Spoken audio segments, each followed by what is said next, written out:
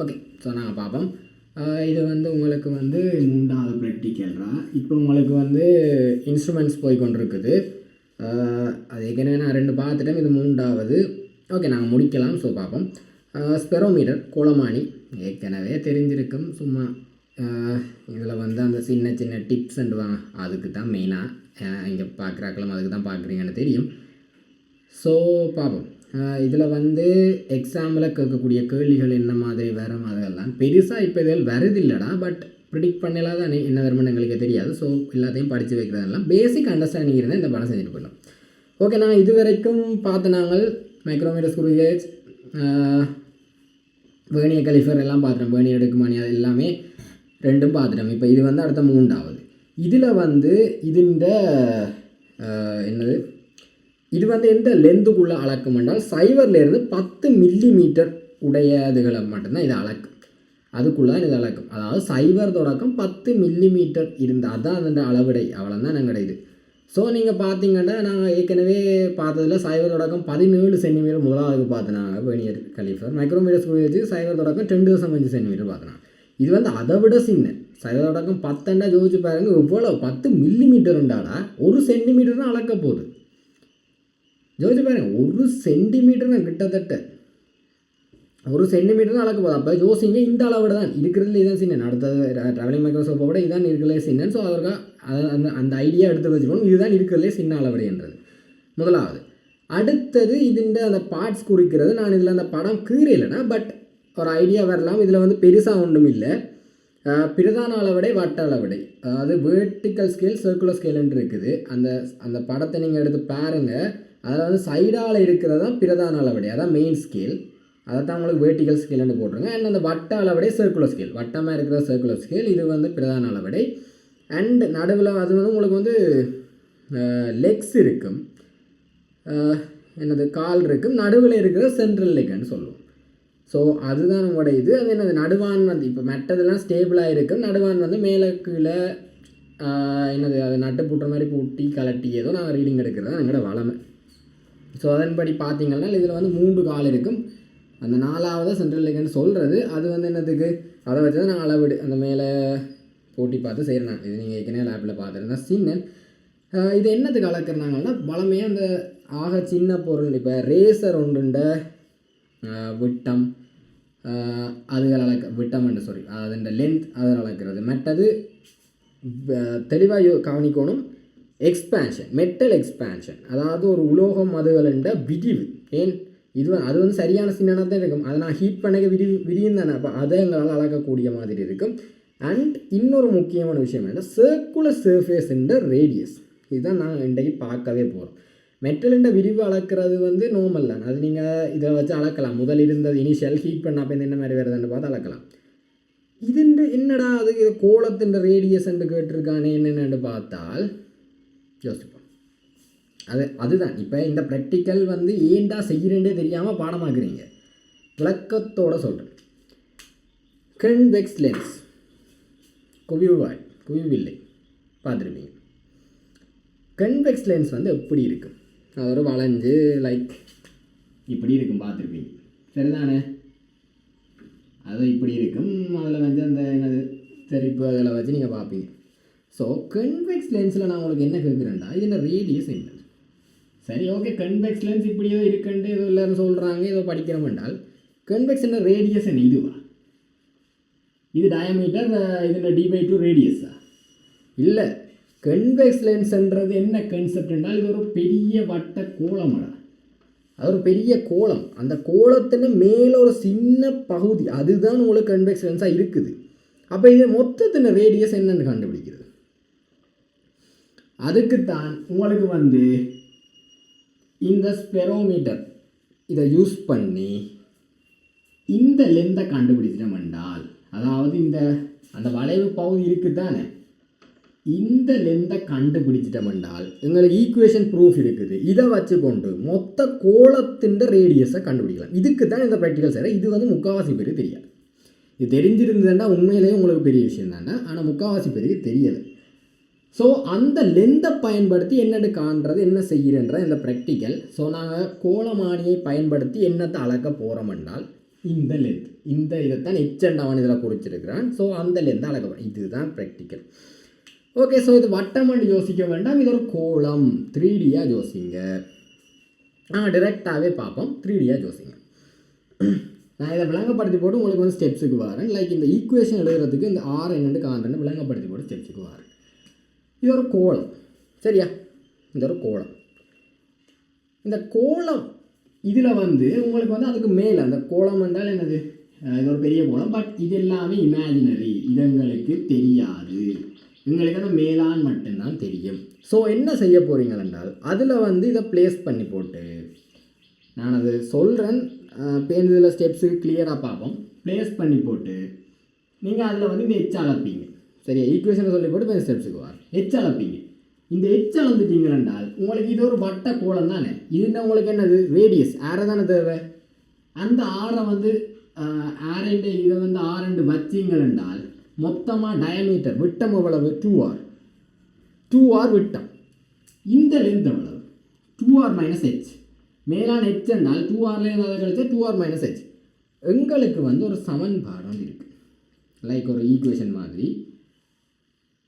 ஏதாவது ஒரு கோலத்தின் ஒரு மொத்த இதில் வந்து நீங்கள் இப்படி ஒரு பாயிண்ட் எடுத்துட்டீங்க என்றால் அடியிலிருந்து இந்த புள்ளி இந்த தூரமும் அந்த தூரத்தின்டையும் அந்த மேல் தூரத்தின் பெருக்கம் வந்து இங்கால பக்கம் அதே மாதிரி இருக்கிறது இந்த பெருக்கத்துக்கு சமனாக இருக்குது.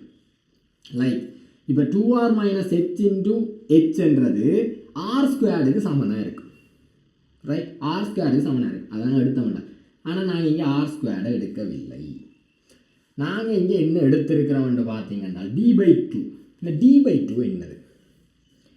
d/2 என்னென்றால் நாங்கள் இதை எடுத்துருக்கிறோம். இது என்னென்றால் இது வந்து நாங்கள் இப்போ 3Dயாக பார்க்கணும். லைக் ஒரு கோலம் இருக்குது என்றால் அந்த கோலத்தில் இப்படி வச்சுருக்க மாதிரி.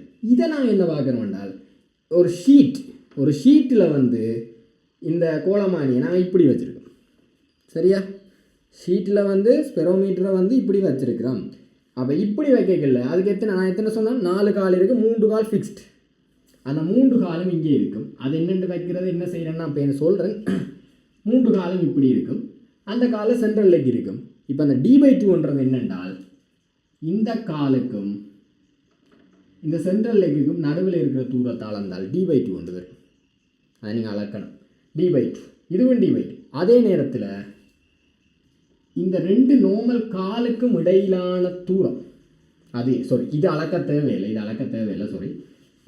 இந்த டின்றது உங்களுக்கு அளக்க தேவையில்லை. அதுக்கு ரீசன் என்னென்னா அந்த டி அளக்கிறது கஷ்டம். இப்போ இங்கே 3 போயிட்டோன்னா நீங்கள் இதை அளக்கிறது கஷ்டம். அதை விட இதை அளந்து போட்டு மேத்தமெட்டிக்கல் ஈக்குவேஷனை வச்சு நாங்கள் ஏ கண்டலாம். இந்த ஏன்றது என்னது? இந்த 2 காலுக்கு இடையிலான தூரம். இதை அளக்கிறத விட இந்த 2 காலுக்கு இடையிலான தூரத்தை அளக்கிறது ஈஸி. அப்போ அவன் அதை வச்சு தான் செய்கிறான். அப்போ இந்த 2 காலுக்கு இடையிலான தூரத்தை நீங்கள் அளக்கலாம். என்ன அளக்கிறது? மீட்டர் உள்ள வச்சோ இதை வச்சு நீங்கள் அளப்பீங்க. இந்த 2 காலத்துக்கான தூரத்தை அளக்கணும். அதுக்கு நான் ஸ்டெப்ஸ் உங்களுக்கு சொல்கிறேன். அளப்பீங்க. இது வந்து உங்களுக்கு என்ன சொல்லியிருக்கேன். ஸோ உங்களுக்கு தெரிஞ்சுட்டு இப்போ மேக்ஸுக்கு வரும். இது d/2, இது வந்து d/2 நான் எடுத்துருக்கேன். அது d/2 வந்து பேருக்கு எடுத்த மாதிரி வைங்க. d/2 அதை இல்லைன்னு நீங்கள் வச்சு செய்யலாம். d/2 cos 30 என்று வைங்க. ஒரு முக்கோணத்தில் d/2 கிடத்தினா கோஸ் நிமித்தினா சைன் என்று தெரியும். ஏன் இது செம்பக்கம். இதை நீங்கள் இதாக வச்சிங்கன்னா அப்போ d/2 cos 30 இன்னொரு d/2 cos 30. அப்போ ஏன்றது என்னது? d/2 cos 30 2 மடங்கு 2 d/2 cos 30 தான் அதில் பெருமானம். ஸோ நீங்கள் அதை சுருக்கினீங்கள டிஏ ஏ சார்பாக காண்டலாம். அப்போ உங்களுக்கு ஏ காணலாம். நாங்கள் ஈஸியாகவே இதை வச்சு அளந்து காண்டலாம். அப்போ டிஏ ஏ சார்பாக அளந்துட்டேன். இங்கே வருவோம்.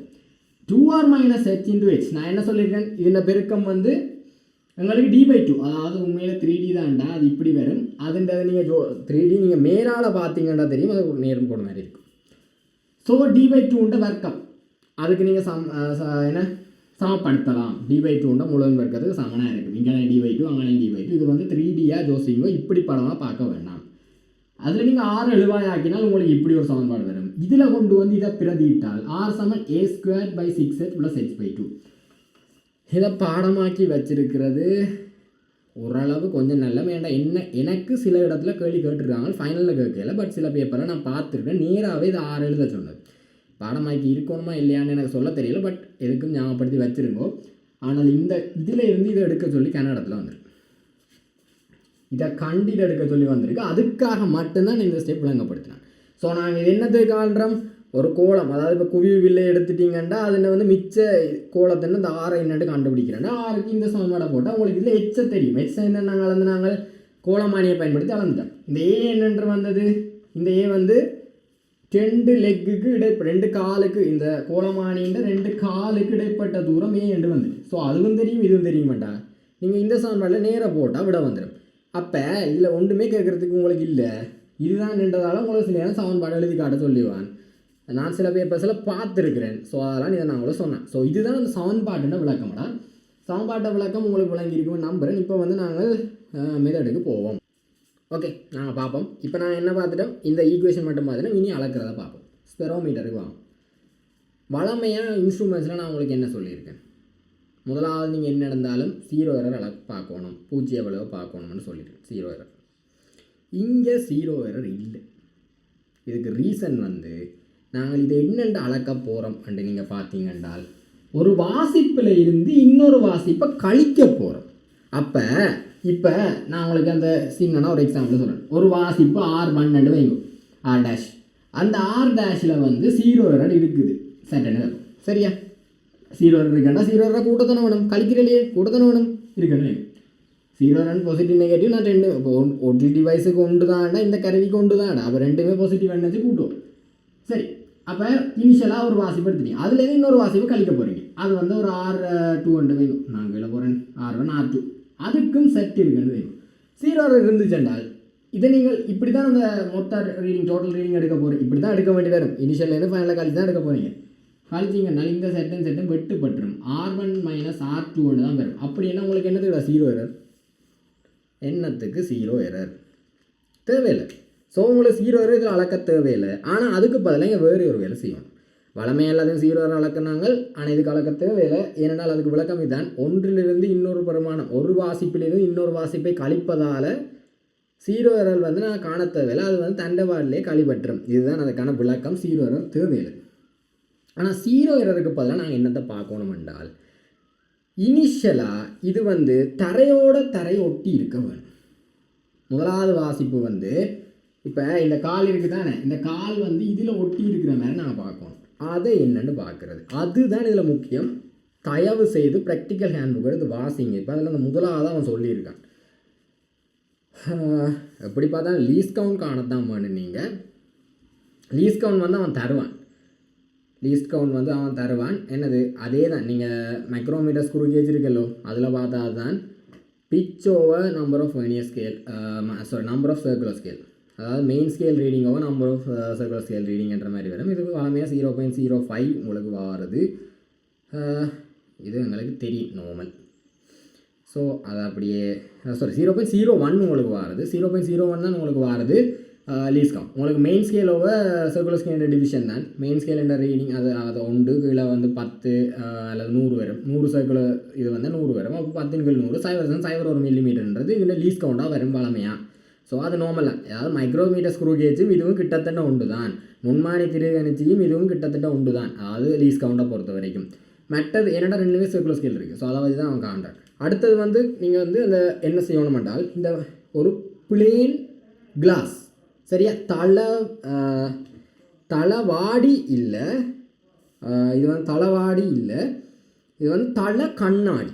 தளவாடி என்று போட்டால் பிழை, அதுக்கு ரீசன் நான் சொல்கிறேன். இது வந்து தலை கண்ணாடி, அதாவது பிளேன் கிளாஸ். பிளேன் கிளாஸ் என்னத்துக்கு எடுக்கணும் என்றால், நான் அது சொல்கிறேன். பிளேன் கிளாஸ் ஒன்று எடுத்து போட்டு, சரியா, பிளேன் கிளாஸ் ஒன்று எடுத்து போட்டு அதுக்கு மேலே இந்த மூண்டை வைங்க, வச்சு போட்டு அந்த மேலே இருக்குது தான் அந்த திருகு, அந்த திருகை சுற்றி அந்த சென்ட்ரலில் என்ன சொன்ன நடுவில் இருக்குது அதண்ட முனை வந்து அந்த கண்ணாடியில் முட்டும். அதாவது நீங்கள் வாசிச்சீங்களானால தெரியும், அதில் இருக்கிறத தான் நீங்கள் பார்க்கணும். திருகின் முனை கண்ணாடி மேற்பரப்பை தொடுமாறு செப்பம் செய்தல் போடக்கூடாது. கண்ணாடின மேற்பரப்பை தொடுமாறு செப்பம் செய்தல். அந்த கண்ணாடின மேற்பரப்பில் தொட்டுட்டுன்றதை என்னென்னு உறுதிப்படுத்துறேன்னு பார்த்தீங்கன்றால், இந்த இதுண்ட முனையும் திருகின்ற முனையும் கண்ணாடி மேற்பரப்பு வந்து ஒரு இமேஜ் ஃபார்ம் பண்ணு தானே, அதுண்ட முனையும் பொருந்தி இருக்கும். பொருந்தி இருந்தால் தான் நான் முட்டி இருக்குன்ற அர்த்தம். ஸோ அதில் இருக்கிற நீங்கள் அதை என்னது அதை நீங்கள் வாசித்து ப்ராக்டிக்கல் ஹேண்ட்புக்கில் இருக்கிற அதை யோசித்து அதை அதை வாசித்து அதை அண்டர்லைன் பண்ணி படித்து அதை உங்களுக்கு ஏற்ற வேர்ஷனில் க்ரியேட் பண்ணி அதை என்னென்னு எனக்கு அதை ஞாபகம் வர்றேன், அதாவது விளங்கி படிச்சிட்டிங்கன்னா ஞாபகம் வரும். அதை நீங்கள் விளங்கி படித்து எக்ஸாம்பிள் எழுதக்கூடிய மாதிரி இருந்தால் சரி. இப்போ இதில் முக்கியமாக நீங்கள் பார்க்க வேண்டியது ஏன் பிளேன் மிரர்ன்ட்டு நான் சொல்லல, தலைவாடி ஏன் வராது.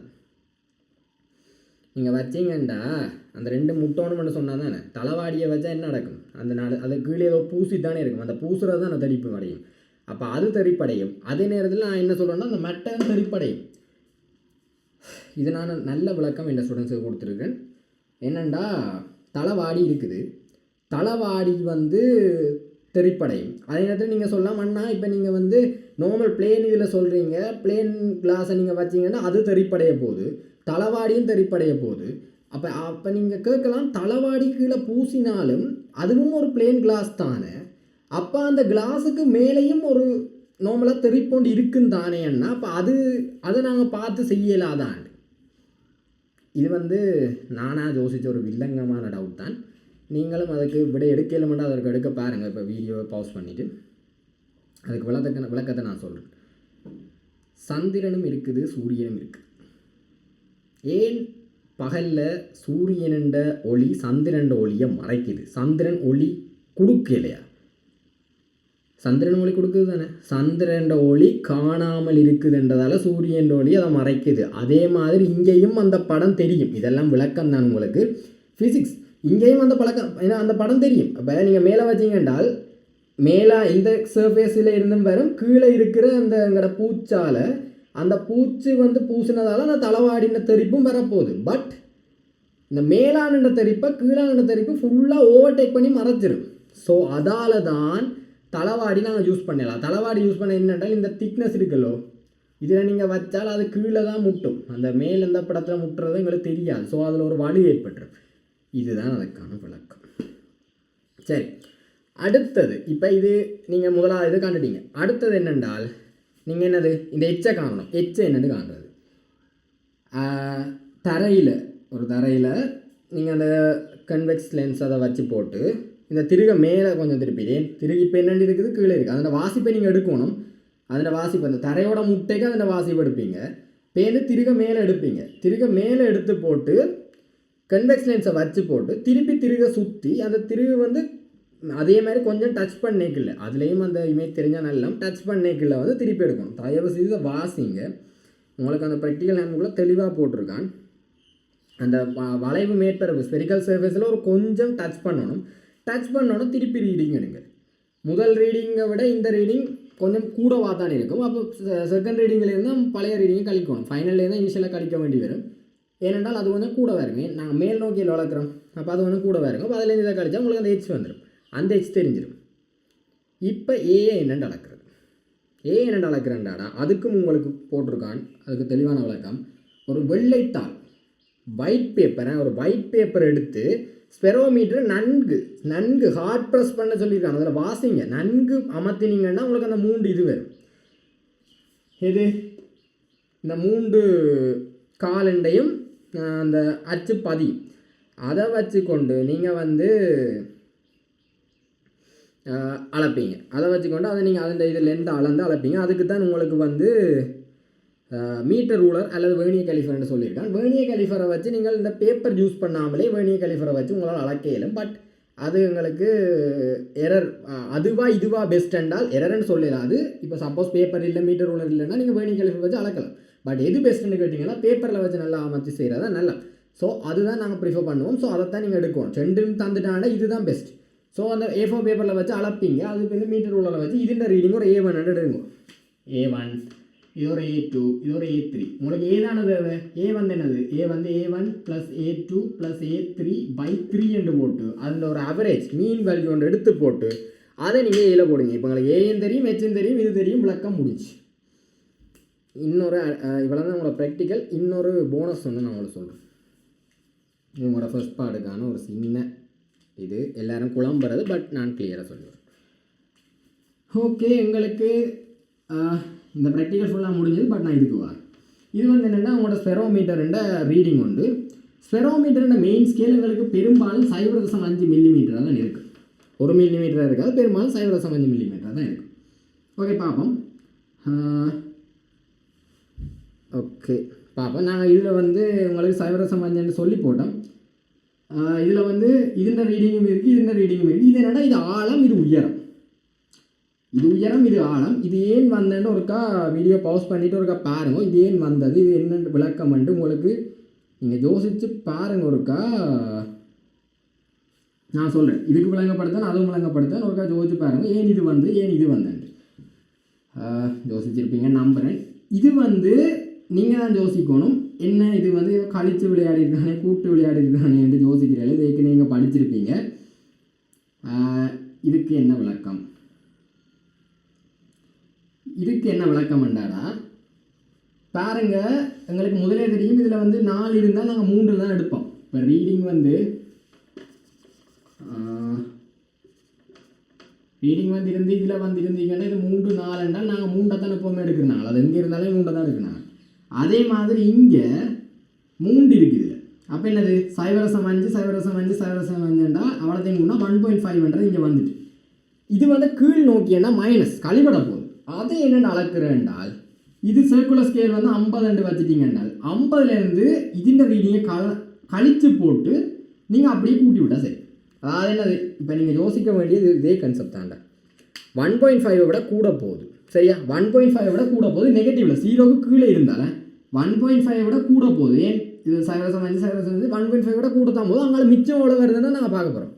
32 இதில் வந்துட்டேன்டால் நீங்கள் 50 டோட்டலில் இருந்து இதில் தந்ததை கழித்து போட்டு 0.2 பெருக்கி போட்டு கூட்டி விட்டால் சரி, சிம்பிள். சில நேரம் சொல்லுவாங்க இந்த 4 எடுத்து போட்டு அதுலேருந்து 32 கழிக்கணும். அது வந்து எங்களுக்கு கொஞ்சம் தேவையில்லாத பிரச்சனை. நாங்கள் இப்படி கூட்டுறது எங்களுக்கு ஈஸியாக இருக்கும். 1.5 பார்த்துட்டு 50 டோட்டல்லேருந்து இந்த நம்பரை கழித்து போட்டு போடுறது. அது வந்து டெப்த் ஆழத்துக்கு. ஹைட்டுக்கு பார்த்தீங்கன்னா அது சிம்பிள் 0.5 ஒன்றோட அந்த 1.15 வரும். மிச்சத்தை கூட்டுவிட்டா சரி. 0 கீழே இருந்தால் நாங்கள் 50லேருந்து கழித்து போட்டு இதில் கூட்ட வேண்டி வரும். இதுக்கு வந்து நேராக கூட்டுறலாம். இதுதான் உங்களோட ப்ராக்டிக்கல். இவ்வளோ தான் ப்ராக்டிக்கல். இதில் என்ன டவுட்னாலும் என்கிட்ட கேளுங்கோ, நான் உங்களுக்கு சொல்கிறேன், எப்போ வேண்டாலும் சொல்லுவேன். ஓகே, நான் இனி பாஸ் பேப்பர் பார்ப்போம். ஓகே, பாஸ் பேப்பர் பார்ப்போம். உங்களுக்கு வந்து 2011ஆம் ஆண்டு வந்திருக்குது. ஸோ 2011ஆம் ஆண்டு பாஸ் பேப்பர் இதை செஞ்சு பாருங்கள். எவ்வளோத்துக்கு எவ்வளோ செய்யலாமோ செய்யுங்கோ. இது தெளிவாக இருக்கணும். ஓகே, அவ்வளோ தான் ப்ராக்டிக்கல். பாய்டா.